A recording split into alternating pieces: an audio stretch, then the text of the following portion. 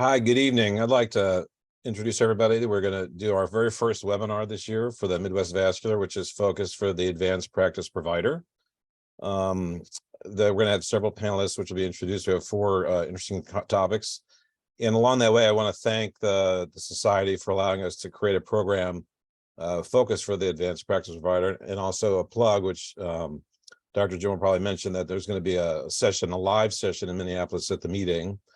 And then the last things, I just want to thank all the participants from the advanced practice panel, which includes Diane Less, Sarah Will, Tiffany Miller, and Brian Foster, who helped really create the program, create all the content, create this webinar content, as well as focus on the content for the live meeting in person, which is in Minneapolis. Dr. Jim? Yeah, thanks, Todd. Obviously, want to thank Dr. Vogel. He's really been spearheading this. Hi, everybody. I'm JJ. I'm a vascular surgeon in Minneapolis, and I'm speaking to you, I guess, on behalf of the leadership of Midwestern Vascular Surgical Society. Several of us officers are actually on this phone call, participating faculty. I just want to tell everybody that the Midwestern Vascular Society has been around for quite a bit of time, and one of our big focuses is education. And we admittedly probably haven't done that great of a job targeting our advanced practice providers. So this is a first foray into that to try to show us what we usually do for all of our members. As Todd sort of alluded to, we do have an annual meeting coming up in a couple of months in Minneapolis. We certainly welcome people to join. I think it's a great opportunity for you guys to put this on your calendar, maybe to join us on a yearly basis.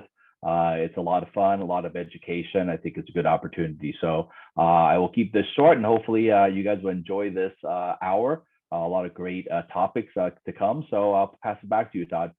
Great. And so just to get going, I'd like to first introduce our first speaker is Dr. Ross Milner. He's from the University of Chicago.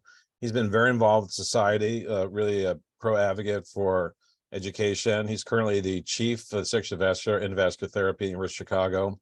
He's also the co-director for the Center of Aortic Disease. And the topic that the panel chose that they wanted to hear more about is spinal cord ischemia, patients in TEVAR, EVAR, and the role of spinal drains. So Dr. Milner, thank you. Thank you very much, and welcome everybody. As both Dr. Vogel and Dr. Jim said, we're excited about the opportunity to provide, I hope, a better educational experience for our advanced practice provider partners.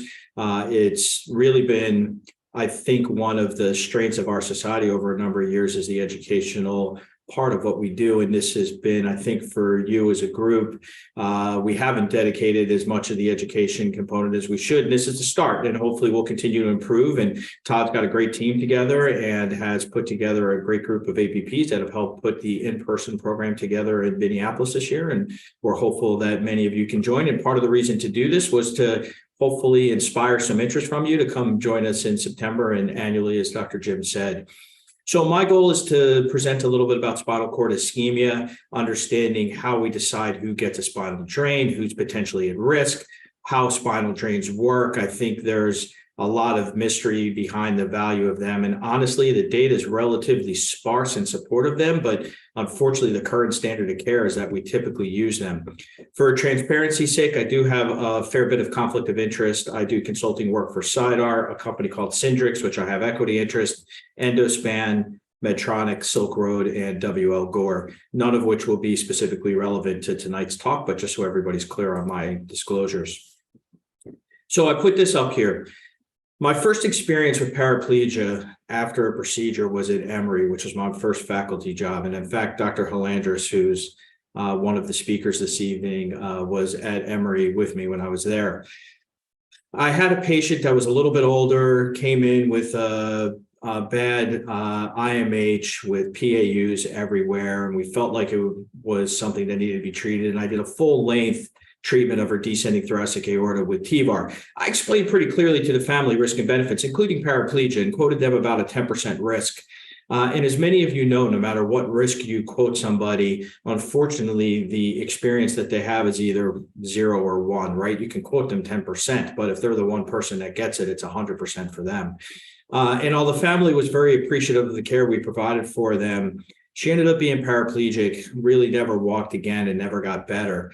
And that's amazingly impactful for patient. Obviously, the family said to me, doctor, we totally understood the risks and we still understand, but if we really would have understood what paraplegia meant, we maybe would have not said yes to this procedure, which makes you feel pretty bad by the informed consent process. But it's a devastating complication, and any neurologic complication associated with the procedures we do, whether it's stroke or paraplegia, tend to be very devastating for the patients.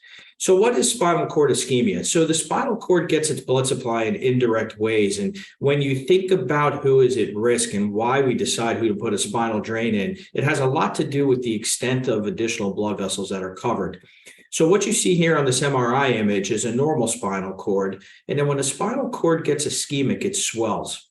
And I'm going to show this a little bit more in some slides in a few minutes. But if you think about it in a very simple way, the spinal cord itself runs into the vertebral column. The vertebral column is solid, right? It's like brick, it's bone. You're not going anywhere. You only have X amount of space. And when you swell, you really compress the fluid, the cord, everything. It's got nowhere to go. And when the spinal cord swells like that, it becomes, from ischemia, it becomes dysfunctional. And that's when you end up with paraplegia and other complications associated with spinal cord ischemia. So who's at risk for this occurring? Well, we know people that we cover a long length of the descending thoracic aorta. We know that those patients are at increased risk. People that have occluded internal iliac arteries or hypogastric arteries, for the reasons I just mentioned on the previous slide. These are patients that lose collateral pathways or potentially have preoperative occlusions, but have lost some of the collateral pathway that would compensate for the coverage that goes on during TEVAR.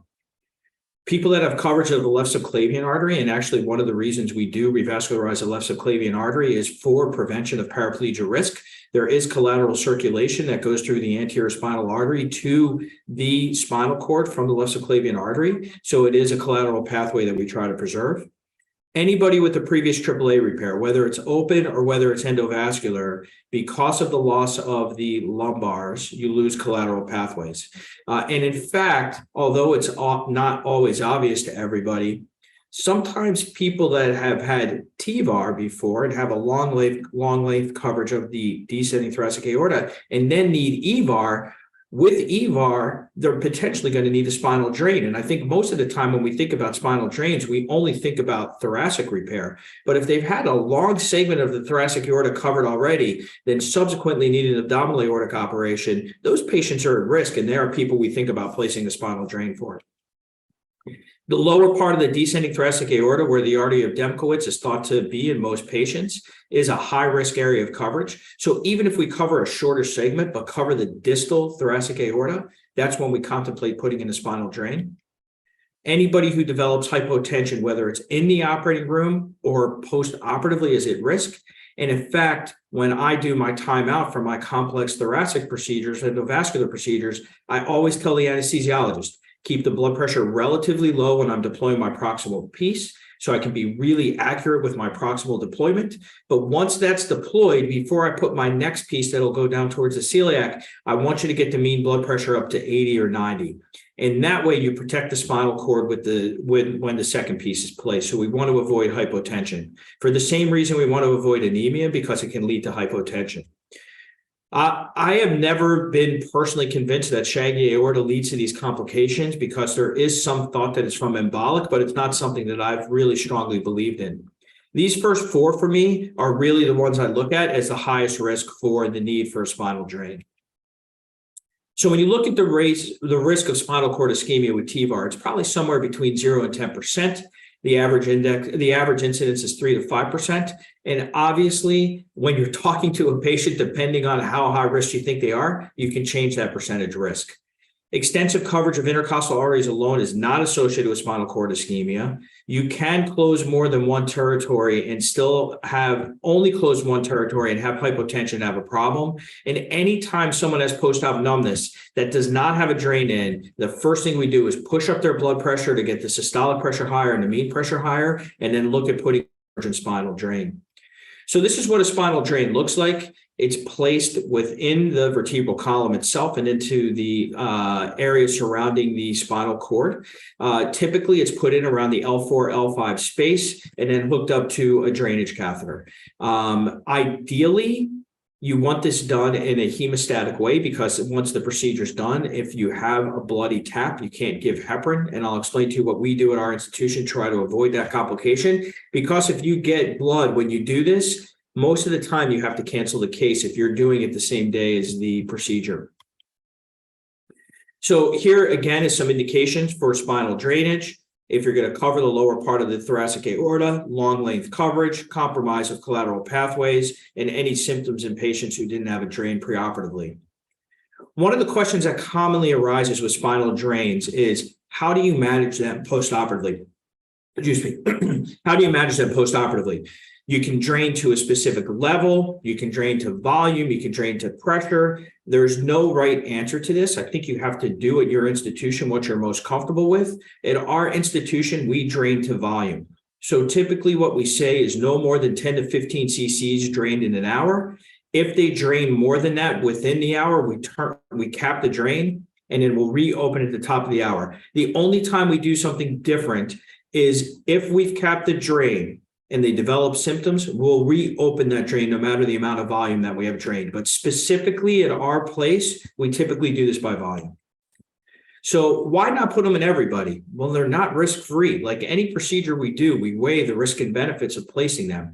There's a risk of infection. You can cause intracranial hemorrhage. You can cause intracerebral hemorrhage. You can get collapse of the ventricles. And as I just mentioned, potentially rescheduling the procedure from a bloody tap. Unfortunately, any of us who are part of this panel today who have done TVAR or EVAR or any of these complex procedures have seen these complications from spinal drains, all of them. So whenever we're making that decision, it's always a balance of the benefits and the risk. So how does it work? So basically what you have here is what I described. You have the spinal canal, which is a rigid structure. You have the cord, which is surrounded by CSF. And the way the blood supply comes is through collateral pathways. So when you put a device in, you've decreased the blood flow getting to the spinal cord. The spinal cord gets ischemic. When it gets ischemic, it swells. And as I mentioned earlier, once it swells, there's no place for it to really go, and you build up pressure and it becomes dysfunctional. So you have this situation and you have a bad problem with your spinal cord. So what you do is you drain this fluid. So you get a needle in there. If you're at a place that can't put a spinal drain in, you could even just do a lumbar puncture, put a needle in there, drain some fluid. And by draining the fluid, you get some of that swelling out of the cord and get the cord hopefully to function normally. Ideally, it's not just draining the fluid, it's getting a drain in that can stay there for a couple of days if this complication occurs. So with time, you get better collateral circulation to the spinal cord so you can get over this.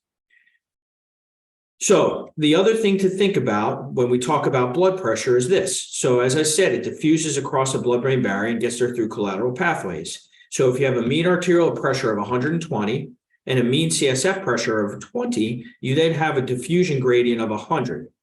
But if you then have a situation where your mean arterial pressure is still 120, but the pressure within the spinal column has increased up to now 40, your diffusion gradient has decreased. And by draining the pressure and by draining the fluid and getting that pressure down, you're increasing that diffusion gradient. So you have one of two things you can do: increase your blood pressure, systemic blood pressure, or decrease the blood pressure and decrease the pressure in the spinal canal until you get it down and you get better perfusion. So how does it work at our place? Typically, we put the spinal drain the day before. We've done this in collaboration now with NeuroIR. They have actually been an amazingly good colleague for us. We admit the patients to the regular floor with the drain capped. So we do this the day before. That way, even if there's a bloody tap, we don't have a canceled case. And if there is blood for any reason, we bring them early the next day down to pre-op, drain some fluid and make sure it's cleared. And typically it clears within that period of time.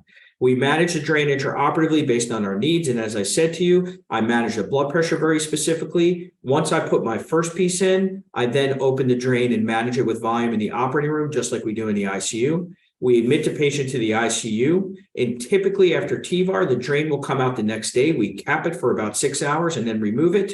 For open surgery, just because there's more hemodynamic instability, we typically wait 2 or 3 days. So in conclusion, clearly spinal drain use is institution dependent.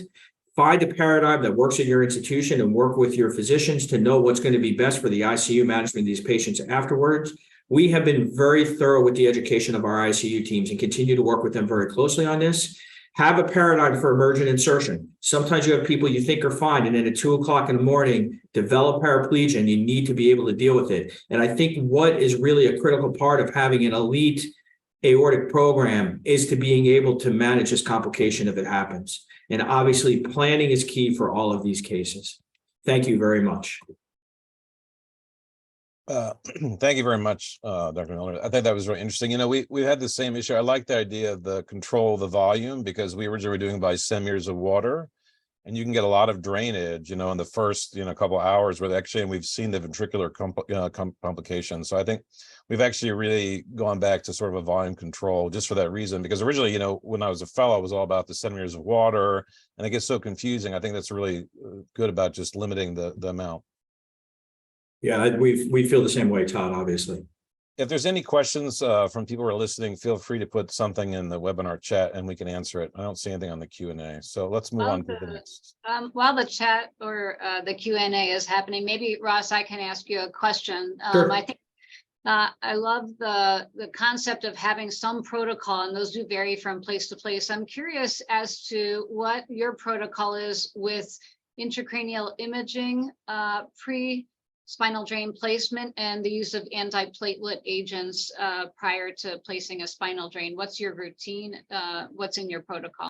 Yeah, thanks, Bern. Both good questions. So we don't do intracranial imaging at all. And it's funny, every time you present and someone brings up an issue like this, you sort of take a step back and say, hey, maybe we should be doing that a little bit more. But we don't typically do intracranial imaging pre-op.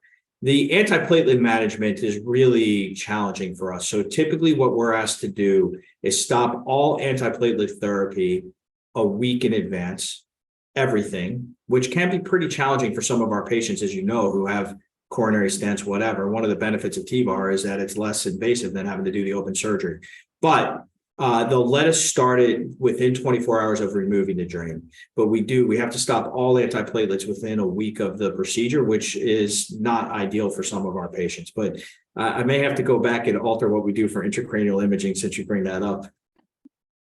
There's always a debate or something else. Well, I'd encourage people to put your questions in the Q&A. That makes this process more interesting for us on the panel and for those who are speaking.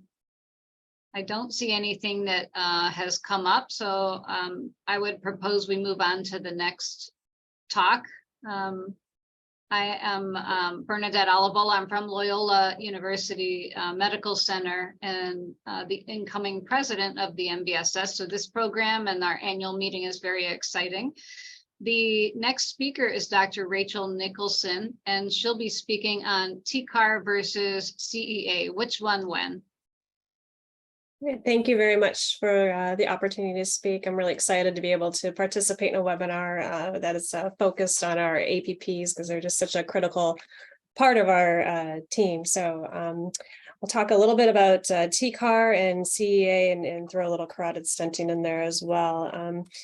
So for the purposes of this talk, I don't have any disclosures. We'll just start with some basics about atherosclerosis of the carotid artery. It occurs mostly at the carotid bifurcation, and it accounts for about 10 to 12% of all ischemic strokes.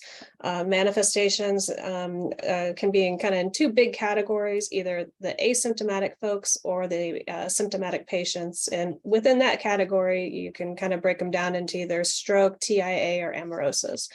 And in general, the mechanism for a stroke from a carotid is either embolization, probably more commonly, or most commonly, followed by thrombosis. And then in some situations, it can be a reduced perfusion through a tight stenosis. So usually in this situation, maybe if you have bilateral disease or coexisting vertebral disease as well.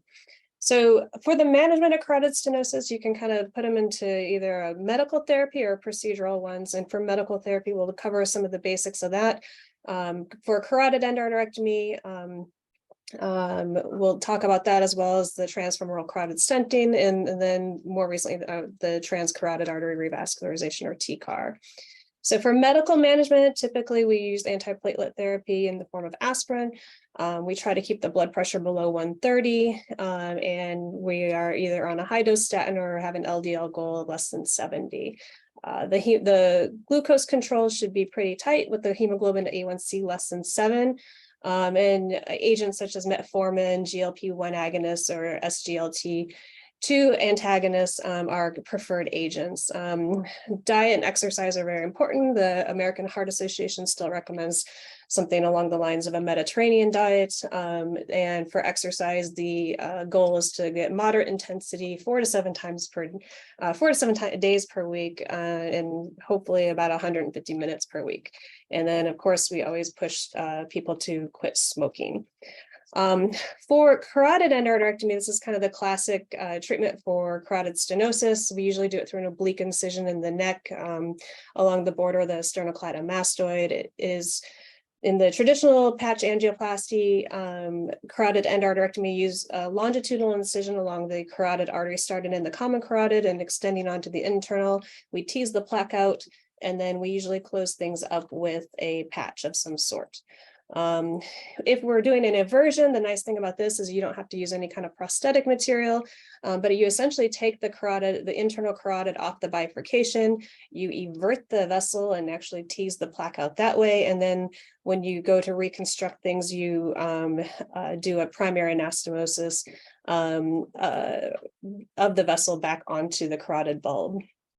Some of the challenges with carotid endarterectomy are that if you have patients who are really sick, so if they have congestive heart failure, an EF less than 30, or severe coronary disease, these are patients that maybe you don't want to put under for carotid endarterectomy, or even if you do it under a local anesthetic or a block, it may give you pause if they are a fairly sick patient. Then there are the anatomic limitations. So if you have a patient with a really high bifurcation, so as seen in this picture by this yellow arrow, I mean, this patient's bifurcation is actually up by their, at the same level as their teeth. And this would be someone where it'd be very hard for us to actually reach up to that point where we can get to their carotid bifurcation and also get beyond the stenosis so that we can clean it out. Another situation which would give me pause for a carotid is if you have a patient with a very stiff neck. I had a patient like this when I was a fellow, and I remember when they went under anesthesia, their head was stiff as a board, and we were quite shocked, and I would never do that again. So this is a patient, you gotta make sure that they are able to extend their neck so that you can actually kind of get to that exposure. Another situation is the irradiated neck. And sometimes people forget they've had irradiation, but if you see skin that is kind of a little discolored and woody, it has a little bit of a sheen to it, you kind of wonder if they've had radiation. Definitely ask about that. And then there are the patients who have some obvious incisions, and in this situation radiation changes, but who've had neck dissections. This is going to be a very difficult and hostile neck, and I would definitely avoid this situation with an open surgery. And then there are also patients who have tracheostomies. This is another situation where I would not want to be doing a carotid endarterectomy. So in answer to that, the alternative is a transfemoral carotid artery stenting, where we're coming from the groin and we go up the aorta and then go through the arch, either to the right or left carotid. And in this situation, the basic steps are that you, once you are in the common carotid, you pass the lesion, you put up an embolic production device, and then balloon and stent the vessel. And some of the problems with this is that, prior to the deployment of that protection device, which is supposed to catch the debris, you can actually have debris break off and go into the distal circulation. And then also, that's a long distance from the common femoral artery all the way up to the common and the internal carotid artery. And so along the way, you can run into some things that may be causing trouble, such as an aortic arch that has a bunch of debris, or just all the bends and twists and turns that come up. And so most of the time, as you get older, our patients who have carotid disease are older, and as you get older, your aortic arch can go from being a nice flat type 1, and it'll start to take a steep turn where the great vessels are coming off. So here you see a type 2 where the innominate now is here a little bit lower, and then you see a type 3 where now you're starting to get kind of below. Everything just kind of takes a steep turn along that first curve there. And this can make it really challenging when you're going to try to bring a sheath up from the groin, navigate the arch, and then also make these steep turns. And so that can make it very difficult. Some other things that make carotid stenting difficult are that if you have a very tortuous vessel, if you have a carotid that takes a bunch of hairpin turns, such as the one here on the left, here we actually have a loop coil, and then there's also arteries that just actually have a nice tight kink on them as well. And these are situations which it might be difficult to get either catheters to navigate or a stent to sit in a configuration that is, preferable. And then, of course, there are patients who have a PAD and severe aortoiliac disease or common femoral disease, such as this patient here. And so these would be all situations where common femoral or transfemoral stenting is not ideal. So kind of a compromise between the two would be a TCAR. So through a small transverse incision at the base of the neck, just above the clavicle, we access the carotid artery. We make a small incision.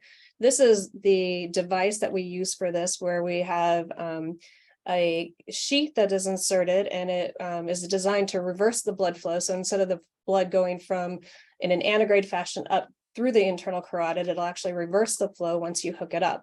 And the flow goes through a filter system that's shown here in the blue. And then it goes also into that once it goes through the filter, it goes back into the femoral vein. And here is just showing kind of the idea once the sheath is in place, you've got the flow reversal working in your favor so that if there is debris, it'll go through the filter system and before it is put back into the patients. And then while you're deploying a stent through this system, you have that protection of reversal flow. And then when they're done, they're left with a pretty small incision. And this is also something that can be done under a local anesthetic, and you don't necessarily have to have a general anesthetic for it.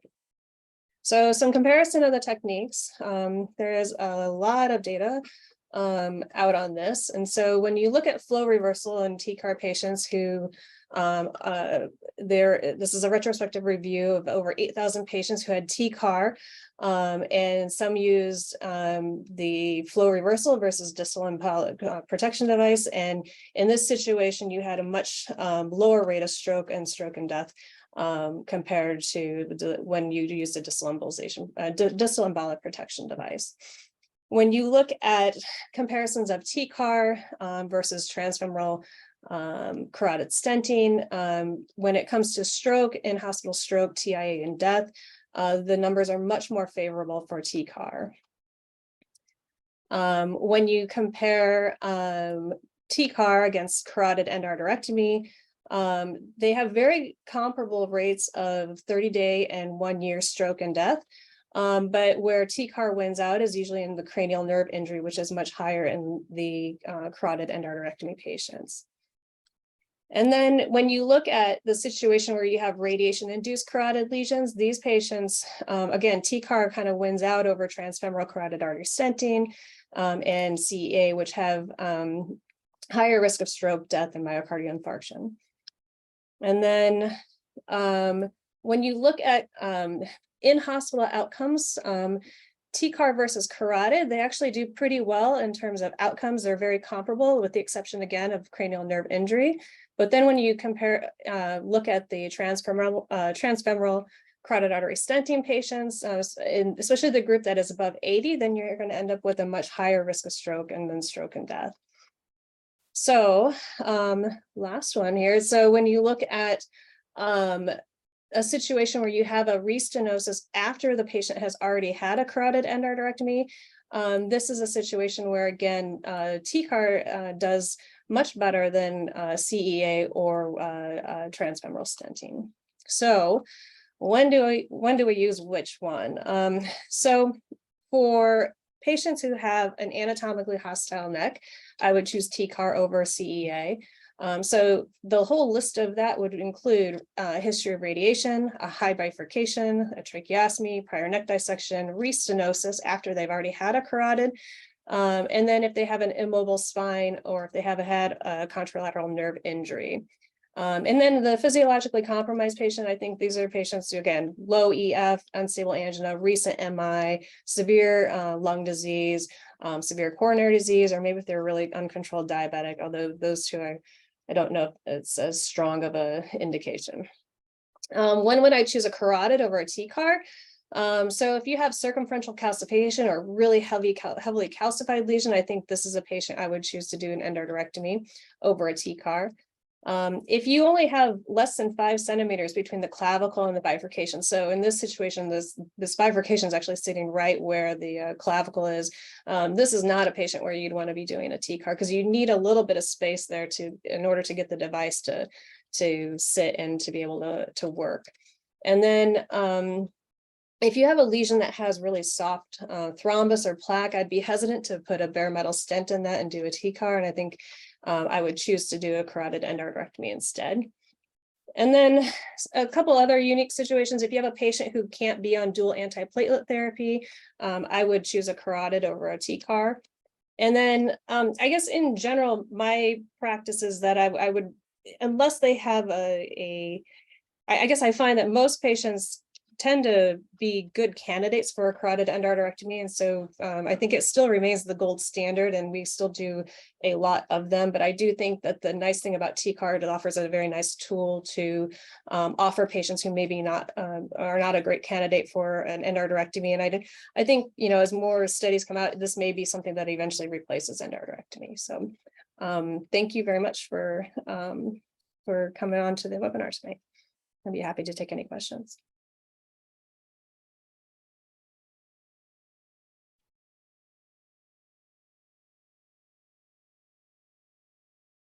Great, thank you. I had a quick question. We actually do, when we do TCARs here, we use EEG. I think only because historically we used EEG. We do it for all of our open carotids. And so we've actually found that sometimes you have neurologic changes. Do you have any? I was sort of the panel of thoughts on EEG or any kind of neuro monitoring, because there are some tricks where you can, when you're doing a TCAR, if you notice that you're having EEG changes, you can put the flow from high to low and increase the blood pressure. I'm just wondering people's thoughts on that. We just did it out of habit, and it's turned out to be relatively useful because you catch 2 or 3 patients per year that have it, but that's that those are patients that may have had an ischemic event. We still use EEG if they're asleep, and if we have a situation, but I would say a lot of our TCARs are just done under a local and they're awake. So I'm really low. Most of our TCARs are also awake. I think we've probably done only a handful asleep.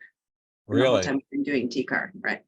Because it's interesting, because the national data from the VQI shows that majority of TCARs are actually done asleep, nationally. So that's sort of a unique thing. We haven't done that many awake. Any other thoughts? We do it with veterans, and they amazingly, they tolerate it very well. That's great. Yes. JJ is the TCAR expert. What do you think? Yeah, it's about 80% of all the people in the country is still done with general anesthesia. I have to admit, I don't do neuro monitoring at all. I've done it, in my old job, we pretty much did it 100% with general anesthesia because it was always somewhat unreliable to get good, sedation help from a resident who may be a first-year resident. I've never done EEG. I don't know if it's really that helpful. I would argue that if you do it all the time, you may see some changes, but I'm not sure clinically is significant. So I always sort of say, when one of my partners want to do it, I'm willing to volunteer to be the guy sitting in the corner that says, the waves look good, keep going. Because pretty much by the time they're finished, the patient always kind of wakes up. So in some of the early studies didn't really pan out. So a lot of places that had a lot of EEG experience also sort of abandoned it. But I think whatever people are comfortable with, I think, you may see some changes, but the reality is I'm not sure it really leads to any kind of neurologic consequence for them. Plus, you got to wait for them to put on the stuff. And, most of us don't have a lot of patience for these things. And then they bleed from little things, but we do it all the time. Actually. And I'm telling you, you'd be surprised. I would say every 3 or 4, and then you start doing different maneuvers, or you just go fast. But we just done it out of habit, especially when they're asleep. So I don't see any comments in the chat. I think we'll move to the next speaker.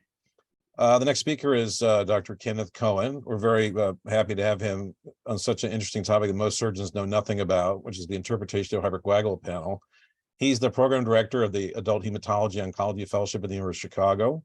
We have to thank Dr. Milner for getting him involved, because we were trying to scratch our heads at who could do this talk, and Dr. Milner came up with his name immediately. So we're very thankful for your time tonight and adding to our experience for our advanced practice practitioners. No, thank you so much for inviting me to the webinar tonight. Yeah, I'm going to try to tackle interpretation of hypercoagulable panels. I'm going to start with my disclosure slide. No relevant financial disclosures. I do want to sort of disclose that most of my talk will focus a little bit more on hypercoagulable testing for venous thromboembolic evaluations and predominantly proximal DVT and pulmonary emboli. And my final disclosure down here is that hypercoagulable testing is a great area of great controversy, meaning that if you ask 5 hematologists for their opinions on hypercoagulable testing, you'll get 10 different answers, and I apologize for that. So, when a patient is referred to me for a hypercoagulable assessment, the question is going to be, how will we use results if we do end up doing some testing? And, in some cases, results can impact duration of anticoagulation. Some results may impact choice of anticoagulant. And in some cases, patients may want some information on inherited thrombophilia because there may be some potential impact on family members in some limited clinical scenarios. I think it may be good to actually ask the question to start, when is hypercoagulable testing not needed? And I would argue that kind of in many cases, I actually don't do a lot of inherited thrombophilia testing anymore. And this is because for thromboses provoked by major risk factors like surgery, just not needed. We're not going to change our duration of anticoagulation. It's going to be time limited. Patient has cancer, we're going to use indefinite anticoagulation no matter what other testing shows. If patients have recurrent thromboembolic events, the risk of recurrence is so high that, again, a negative testing panel won't really influence our recommendations. Although, if there is evidence for APLS, that may influence what anticoagulant we use, as we'll see. Historically, it was this last group of patients down here where hypercoagulable testing really, made it smart. First time unprovoked thromboembolic events in patients with low risk of bleeding.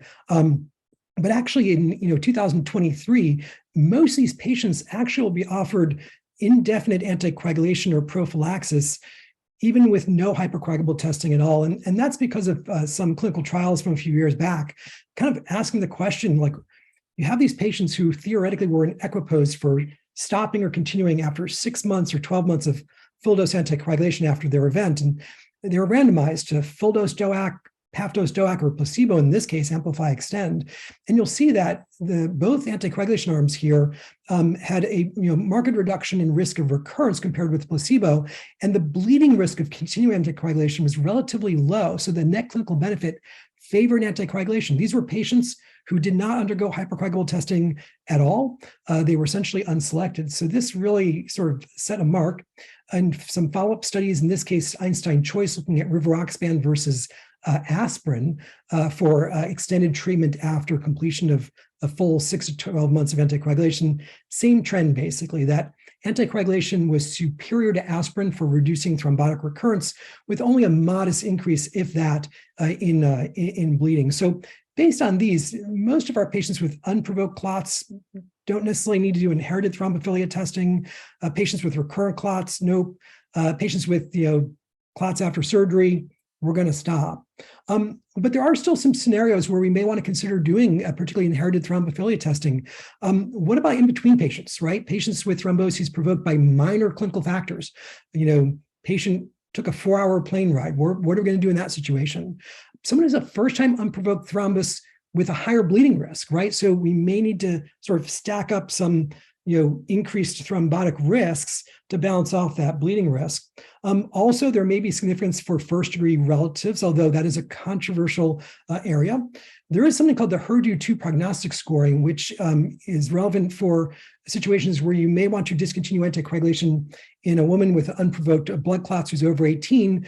There are 4 clinical and lab-based factors that we use for the scoring. And it's important to note that the clinical trial that established its benefit, controversial again, they actually excluded patients with high-risk thrombophilia. So if we're using that, we actually do want to do thrombophilia testing as well. So, let's say, you have a patient in one of these situations. What what's on a hypercoagulable panel? What tests may we send off? So I've divided these into 3 groups over here, starting with weak thrombotic risk factors like factor V Leiden heterozygosity, prothrombin gene mutation, heterozygosity. Factor V Leiden is going to increase your relative risk of clot recurrence by 1.4. In comparison, if you have a first-degree relative, unselected testing, with a clot, your relative risk is about 2. If you have 2 first-degree relatives who've had clots, it goes up to 4. So not that strong of an effect here. We do have some inherited thrombophilic tests we can do that do predict for sort of strong thrombotic risk recurrences like protein C and protein S testing, antithrombin deficiency and the like, but these are uncommon and usually require family history. There are some very strong acquired thrombotic risk factors like the antiphospholipid antibody syndrome or cancer, or patients with JAK2 mutations and PNH. So the question is, what should we send? In general, we will, if we do want to do this, we tend to send factor V Leiden, prothrombin gene mutation. We'll pick up these over here and these over here, protein C, protein S, and antithrombin. We don't do homocysteine level checking anymore because the risk factor, it's such a low risk factor. And it's actually, for the most part, non-modifiable risk factor, can lower it, but doesn't lower your thrombotic risk. That doesn't really have any significance. I will consider APLS testing. Cancer, really, we only do age-appropriate and symptom-directed screening. And then these very uncommon tests like JAK2 mutations and PNH, I'll only send these if someone has a really odd, uncommon thrombotic event like Budd-Chiari, splenic vein thromboses, maybe cerebral sinus vein thrombus, those sorts of conditions. Now, we talked a little bit about what we may send on a panel, but please be aware that the presence of an active thrombus or anticoagulation is going to have a significant impact on results. So if someone has an acute thrombotic event, it's actually pretty common, reasonably common, to see lower levels of antithrombin, protein C, and protein S. And patients can get inappropriately labeled as having, for example, protein S deficiency in this situation. Pregnancy and estrogen exposure will decrease protein S as well. Heparin can lower antithrombin levels. Warfarin will definitely lower protein C and S. These are vitamin K dependent factors. Direct oral anticoagulants can have variable impact on antithrombin, protein C, and protein S levels. So if someone's on anticoagulation, you have to be very careful about these tests. We usually recommend not sending them. All anticoagulants can impact lupus anticoagulant testing. There are ways for coagulation labs to get around this, but they're not perfect. Inflammation can actually cause false positive lupus anticoagulants as well, so you have to be careful about sending those. There are some tests that can be always checked. PCR-based tests. It doesn't matter if you're on anticoagulation, if you've had a new clot. PCR test for factor V Leiden, prothrombin gene mutation, not a problem. Solid phase antibody tests. So anti-cardiolipin antibodies, can send that whenever, not a problem at all. Which brings me to the next point. So, inherited thrombophilia testing, we're going to be doing that in very limited situations. But I do think that patients with unexplained thrombotic events should at least be considered for antiphospholipid antibody syndrome testing. And that's because, patients with APLS, have another reason to be indefinitely treated with full dose anticoagulation, as opposed to using dose reductions for long-term prophylaxis. For patients with arterial events and APLS, there are changes and it impacts dosing of warfarin sometimes, or we think about adding aspirin to warfarin in those situations when we wouldn't normally do that for other events. And for patients with high-risk APLS, as we'll see, it actually has predictive significance. We actually prefer warfarin in that situation. So for patients with unprovoked blood clots, I actually, for the most part, do want to know if they do or don't have APLS because it's going to impact my management. So one clinical scenario that I think is important to think about. The syndrome, of course, is defined based on clinical factors and laboratory tests. Remember, these are patients who have unexplained venous or arterial events or fetal death after 10 weeks gestation or multiple miscarriages before 10 weeks or severe preeclampsia, et cetera. Laboratory testing is done at the time of diagnosis and also 12 weeks later. Tests that are part of the formal criteria include anticardiolipin antibodies, beta-2 glycoprotein antibodies that can be tested at any time, and at least 2 lupus anticoagulant tests that, of course, have to be, sort of evaluated with caution.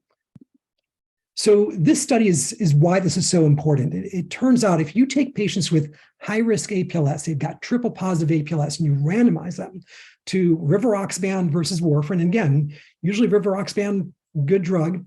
In this case, not so much. Actually, there's an increased risk of arterial events. And so for these patients, we prefer warfarin. So again, in terms of hypercoagulable testing, this is the one thing I do think about doing for patients with otherwise unprovoked events or even recurrent events where we otherwise might just do long-term anticoagulation without familial thrombophilia testing. So in summary, hypercoagulable testing oftentimes is not needed. Many patients can be managed without it. When doing hypercoagulable testing for some of the scenarios that I spoke about, do be careful with interpreting test results. I have definitely reversed the diagnosis of protein S deficiency for several patients who did not have protein S deficiency, including last week.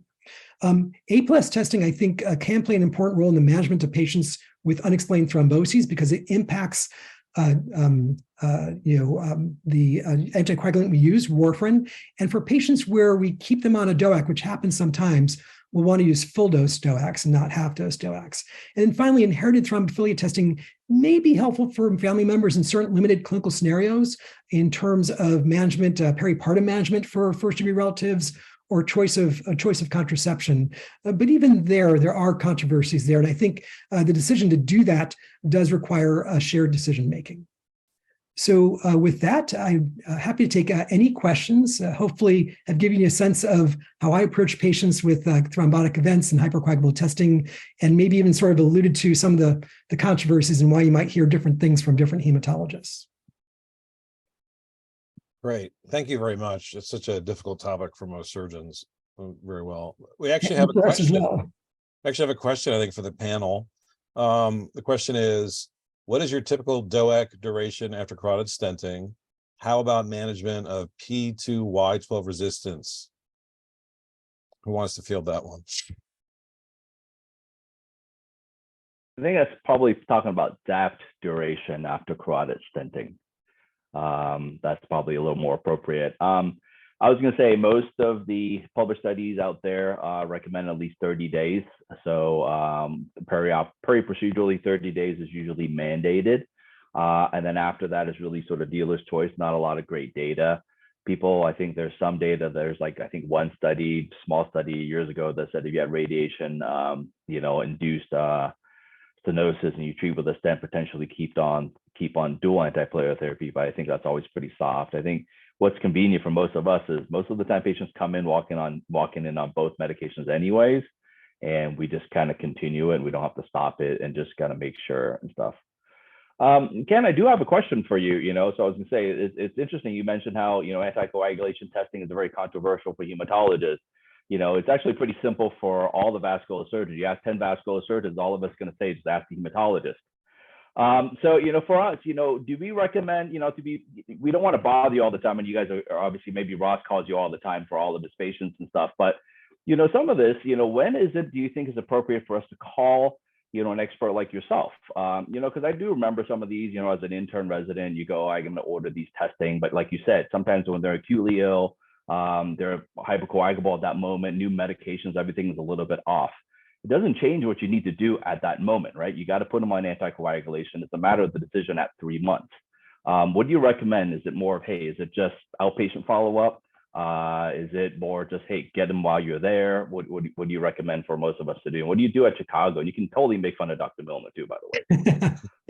So, I think, if someone develops a blood clot like after surgery, in general, it's, going to be 3 months of anticoagulation and then done, unless there are some, odd circumstances, maybe some massive clot they develop and they have an IVC thrombosis when they were just undergoing hip surgery and things like that. So I think in that case, you don't necessarily have to refer to hematology. I think for, a first-time unprovoked blood clot, it's kind of, plus minus. Oftentimes those patients will be, managed on the internal medicine side, and they don't necessarily have to refer to me. I think clots in unprovoked in uncommon areas, definitely want to refer. Patients who have had multiple blood clots definitely want to refer. And then also, when thinking about future surgeries. So the big question always is, does someone need to be bridged or not? And I think it's actually, a good idea to have them see a hematologist beforehand, because oftentimes these days we can get away with less is more, and we don't necessarily bridge them. We just stop them beforehand, take them to surgery, and then restart. But there are still some patients, high-risk patients, where you may consider bridging operations with very high risk of bleeding, where you need a dry field. And the recommendations for stopping DOACs for 2 to 3 days are sufficient for most surgeries, but not necessarily for brain surgery. We may want to actually switch them to something different during that time period.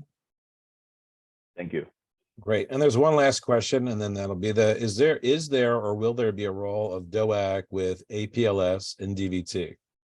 Yeah, excellent question. So, it's actually being studied, and it'll be very interesting to see those results. The data I quoted in terms of warfarin superior comes from patients with high risk APLS, triple positive APLS, but a lot of patients who have positive testing have like a single positive cardiolipin antibody, which data suggests is not a high risk thrombophilic situation. And those patients probably can do just fine with a DOAC. And so hopefully in the next few years, we'll actually find out that it's totally fine to use DOACs in that situation, at least for venous clots. Great. Thank you. Thanks. So moving right along, the next speaker is one of my partners here at Loyola, Dr. Peggy Halandras. She's a professor of surgery and our chief of vascular surgery at the Heinz VA. And she'll be talking about renal artery stenosis, how to manage it, and what the indications are these days in terms of when to intervene. All right. Okay, well, I hope everybody's really enjoyed this. I have, and I'm into the last talk of the night, bringing up the end. And what we're going to talk about tonight is renal artery stenosis, and specifically the management and indications for intervention, which is really kind of a hot topic. So I have no financial disclosures related to any renal artery stenting or treatment. So just like the basics to get it out of the way, the definition of renal artery stenosis is really narrowing of the lumen by an obstructive lesion, and it is causing secondary hypertension, which we're going to talk about later. But the majority of causes of renal artery stenosis are due to atherosclerosis. And it's usually more in the proximal portion, and this is a picture of atherosclerotic disease, proximal portion of the artery, and it's many people think is just kind of an ingrowth of the aortic plaque. So people with atherosclerotic disease, and it happens more often in older patients with cardiovascular risk factors. The second most common, but much less frequent, is fibromuscular dysphagia, and that makes up about 10% of secondary hypertension. And this really more commonly affects the right renal artery. It's usually medial fibroplasia and resembles the string of beads, as is seen here, and it's more common in young females. Other less common causes of secondary hypertension are vasculitis, radiation, tumors, or aneurysms. So when you think about all of hypertension, secondary hypertension is really just a small portion. It's 5 to 10% of all causes. But the big portion of that is due to renal vascular disease. And so if you are thinking maybe you should work this up and it may be a patient that needs an intervention, there are certain clues. So one would be if you have a patient with hypertension that you treat them with either an ACE, an ARB, or a renin inhibitor, they get an unexplained increase in their creatinine. And we can talk about the mechanism of this later. Another one is a patient with moderate to severe hypertension who has one kidney that's atrophied. It might be that renal artery, that kidney is atrophied, or is stenosed and causing atrophy. Patients with high blood pressure who have flash pulmonary edema, that's a common presentation. If you have onset of hypertension, older age 55, and less commonly, I've actually only seen this once, and it was when I was a general surgery resident, if you have a systolic or diastolic abdominal bruit. So what's the cause of secondary hypertension? So when you have a stenosis of your renal artery, it basically causes hypoperfusion or decreased perfusion at the afferent arteriole. And that causes the kidney to increase its secretion of renin. So this will, with circulation, cause an increase in angiotensin II, which also causes an increase in the stimulation of the adrenal cortex and an increase of aldosterone. So angiotensin 2 and aldosterone are responsible for increasing your blood volume, and they do that by increasing the renal absorption of sodium and water. In addition, angiotensin 2 is responsible for an increase in your systemic vascular resistance. So basically, these two mechanisms result in secondary hypertension. So if you're suspicious, you have some of those clues that this patient may have renal artery stenosis, first thing to do is just your physical exam. Check for your epigastric abdominal buoy, you might hear it. And then also look at other cardiovascular risk factors like, palpable pulses, things like that. Some of lab abnormalities you might see is a hypokalemia and metabolic alkalosis. And this is because you have increased levels of renin and aldosterone, and it'll cause you to have an increased urinary sodium retention and an increased urinary potassium loss. You may or may not have an increased serum creatinine. So if patients have unilateral disease in one artery, the other kidney and artery may be compromising. And another really good clue, as we said before, is that you get an onset of acute kidney injury if you give a patient with hypertension an ACE inhibitor or an ARB. And this really is because the GFR is more dependent upon the efferent arteriole. And if you have bilateral disease, then you can get a hemodynamic compromise that infects the entire renal functional mass. So you get this acute kidney injury. So, all right, we have this patient where we think I really want to work this up because I think they have renal artery stenosis. So what are some of the first things you would do for imaging? So renal artery ultrasound is probably the first place people start. It's really a non-invasive modality. They have grayscale images and color pulse wave Doppler. You can identify where it is. There's a proximal lesion, the severity of it, basically the range with the peak systolic velocity. Is it just parenchymal disease? So you can calculate the renal resistive index. If it's high, it's parenchymal disease. And then you can also look at the renal dimensions. You can get the size of the kidney. So direct ultrasound signs for high-grade significant renal artery stenosis are a peak systolic velocity of greater than 200 centimeters per second.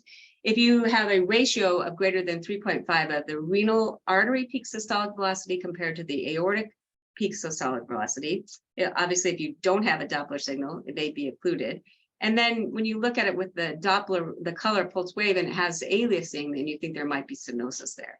More indirect signs that we'll cover in a minute are pulsus parvis tardus and a decreased acceleration index and a decreased acceleration time. So for these examples, this is just your grayscale, and we're measuring the kidney. This particular kidney is small, it's 8.8. A regular normal kidney is usually 10 to 12 centimeters. When you look here, there's color aliasing, as we talked about, and the proximal renal artery stenosis of the right renal artery. You can tell the peak systolic velocity is elevated. It's at 494 centimeters per second. And then you can calculate the acceleration time. So acceleration time is the length of time in seconds from onset of systole to the peak systole. And the normal values are low, 0.07. This one is elevated in this artery with a significant stenosis at 0.18. And this is the parvis tardus waveform, which is just basically a blunted and delayed upstroke. Okay.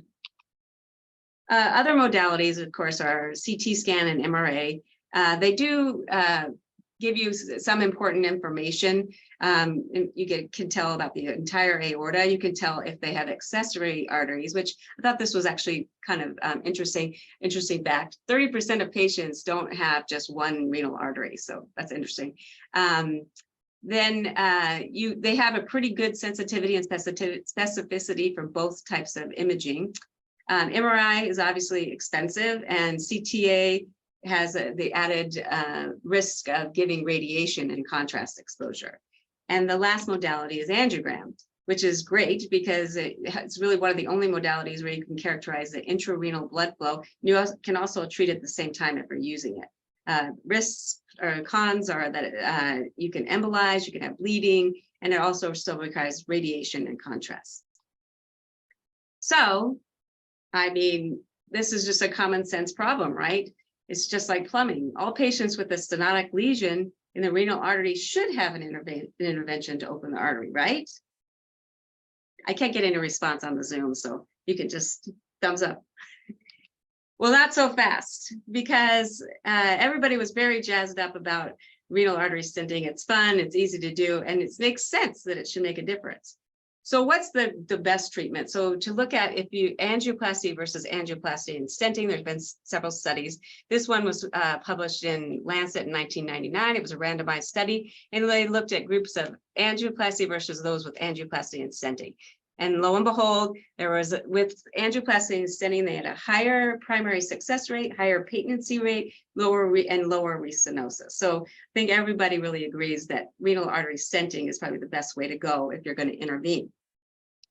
Okay, so we decided we're on board with renal artery stenting, and so we should just apply it to everyone. Not so fast, because there were at least, there's several, but there's 3 that I'm going to talk about tonight that are randomized controlled trials that basically looked at patients and divided them into medical therapy versus medical therapy and stenting. They all kind of had different inclusion criteria, but what you will note is that they are not really the high-risk patients, and they had a lower, either grouped patients with high and mid and low, or lower than we would have expected to benefit from stenting. And so the STAR trial showed no significant differences in GFR decline, worsening blood pressure, cardiovascular risk events. The Astral trial had very similar outcomes, different inclusion criteria, but they just showed no significant difference also. They had really low-grade renal artery stenosis, and then some of their GFRs were totally normal. And the last randomized controlled trial is a CORAL trial, which you probably heard a lot about. Same kind of randomization.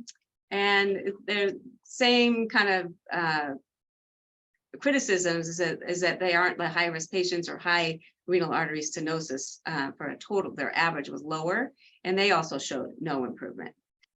So, I showed that this is our, just at least these 3 randomized controlled trials, they just really didn't show a benefit of stenting.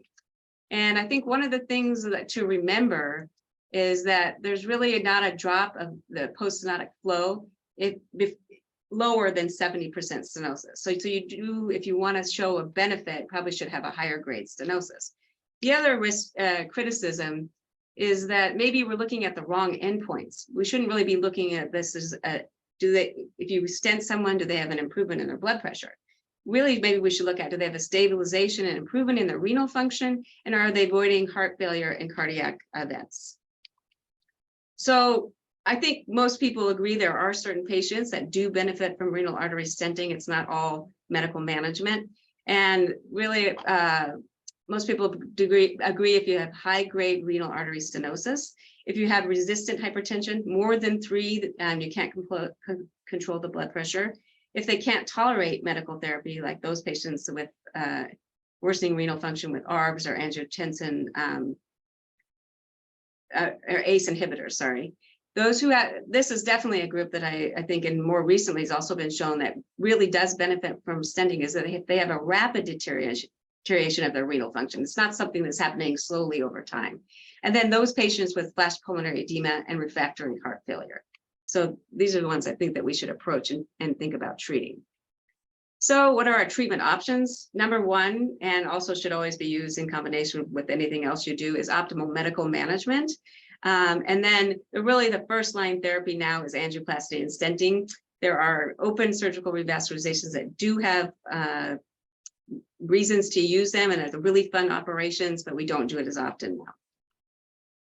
So optimal medical management, it's a lot of what Dr. Nicholson talked about. You really need to control your PAD risk factors. So smoking cessation, antiplatelet therapy, statin therapy, and control of diabetes. So the CORAL in the randomized controlled trial, the CORAL trial, this is really what people usually use for their medical management. They start out for high blood pressure using either an ARB or an ACE inhibitor, controlling the statin level to less than LDL level less than 70. So treating with statins for that, having a goal A1C of less than 7%.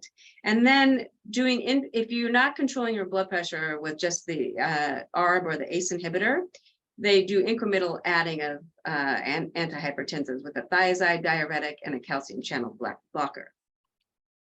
So, because this is just the first line in therapy, usually is angioplasty and stenting. You can use either femoral access or upper extremity access with brachioradial. Usually the lesion will be engaged with your wire and your catheter, your guiding catheter. Some people plus minus use embolic protection devices. It depends on what your lesion looks like, I think, and if you're worried about embolization. Some people pre-dilate the lesion, or you might just put your sheath across and stent. Most people agree that you should do a balloon expandable stent because it has more precise deployment in this tricky area and better radial strength. So this is kind of to end it and basically bring everything together that we've talked about tonight. I want to present a case that is actually one of my partner's cases. And he had a patient that was referred to him who was a 52-year-old female. She was referred because she had left lower extremity claudication. But as he was evaluating her, she did have a history of acute kidney injury that just began after she suffered a myocardial infarction. And so she'd been on dialysis for about a month. Her past medical history is just the usual cardiovascular problem with coronary artery disease, peripheral artery disease, bunch of iliac stents and BEMPOP bypasses, diabetes, and hyperlipidemia. She is an active half-day PEC smoker.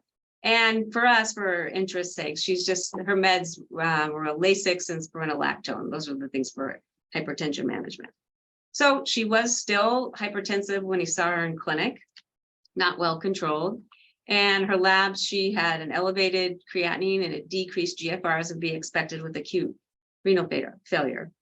And she came to clinic already with a CTA. I guess I gave it her contrast despite her acute kidney injury, and it showed that she had left iliac and SFA disease, but the renal arteries were visualized. So this is where I would just want everybody to, just based on all the information you've been presented, what would you do in this situation? I mean, she has acute kidney injury. It's after this major event. Should you just let it go? Maybe she'll recover, or she'll just be on dialysis. Or should we do further imaging to try to decide, oh, is this maybe due to something we could correct? Or, and I think at the very least, we need to have better medical management. So I'll just tell you what he did. So my partner was really going to be planning on taking her to the operating room to address her left lower extremity claudication. And he suspected that she probably did have renal artery stenosis because of her acute deterioration in renal function. So he took her for a CO2 angiogram, and he did it CO2 first because of her acute kidney injury. And lo and behold, she had a left renal artery stenosis. So he then did just a catheter-directed injection with contrast, and you can see here that she actually has a proximal lesion in the left renal artery. So he was there, right? So he just decided then to go ahead and advance a Rosen wire and his 6-French sheath, and he deployed a balloon expandable stent. You can see an excellent result. And now in follow-up, this patient's really no longer on dialysis, has had her permacatheter removed, and her last creatinine was 1.56. So I think this just really highlights that you should be thinking this, and then you should apply it to patients that may have a benefit. Not everybody has a benefit from renal artery stenting. So in conclusion, renal artery stenosis is really responsible for 1/3 of secondary hypertension cases, and most of them are due to atherosclerotic disease. Renal artery stenosis has hormonal changes that cause an increase in your systemic vascular resistance and your volume status. Optimal medical management is the first and most important factor for treatment of renal vascular hypertension. Really, to date, and although there are other studies in motion, but randomized controlled trials really haven't shown an advantage of doing stenting and medical therapy versus just medical therapy alone. And I think, as I demonstrated and what most people believe, there are certain patients that benefit from treatment of renal artery stenosis, and that is really the first. Stenting is the first line of treatment, but you need to consider each patient individually. And I think the days of drive-by stenting are definitely in the past. Thank you. I know it went over a little, sorry. That's okay. We haven't lost any participants yet. So thanks for a great talk. There are no questions coming in on the chat, but I have a question for you, and that relates to surveillance. We see a lot of patients with moderate renal artery stenosis that don't have indications for intervention at the moment. How do we do surveillance of those? For example, I saw a lady in the clinic just this week that was sent by her primary physician because at age 60, she's never had hypertension and she developed hypertension, but she's well controlled on one med, and her PCP Center for Renal Duplex, which shows a unilateral 60% stenosis. So do we look at that every 6 months, every year? Do we wait for the clinical signs to manifest and then do duplex surveillance, or what's your approach? So I think this is actually supported a lot by the data or the literature, is that if you are not really thinking this patient is going to be someone who's going to benefit from intervention, you shouldn't be imaging them. You know, so I don't think you would follow them. I personally wouldn't probably continue to do renal ultrasound on that person, especially after putting this talk together. So. Yeah. That's helpful. And what about post-stent surveillance? Let's say you see a recurrent stenosis. Does the patient need to meet criteria, again, clinically for intervention, or would you treat any restenosis just because it's there? So I'd be interested to see what everybody else has to say about that. I've done both. And I think it's just, I think a lot of people ended up having renal artery stents, not for good indications, and then you're following it and you're in a situation where is it affecting their blood pressure? Is it, you know, I don't know. I think that's a hard question. I don't know what does everybody else do? I don't know. It's really the renal artery stenting has been a moving target. You know, when I was a fellow, we stented everybody, and obviously if you pick the wrong patient population, like the Astral trial, if you stent patients that are relatively normal, you're not going to get any results. I think our practice, I do actually, the number one reason I do renal artery stent is called renal salvage, because in my mind, if you have an 80% stenosis, you know, the likelihood of going on the natural progression of atherosclerosis, I think that it's reasonable. We have some nephrologists here that are really into the resistive indice, right? Looking into see if you're going to preserve renal function. But I agree with you, all those hard things where you have, you know, rapidly declining creatinine and stuff like that make total sense. But I would say when you decide to do that, sorry, I don't mean to interrupt. Go ahead, sure. Do you look at the renal artery or the kidney size?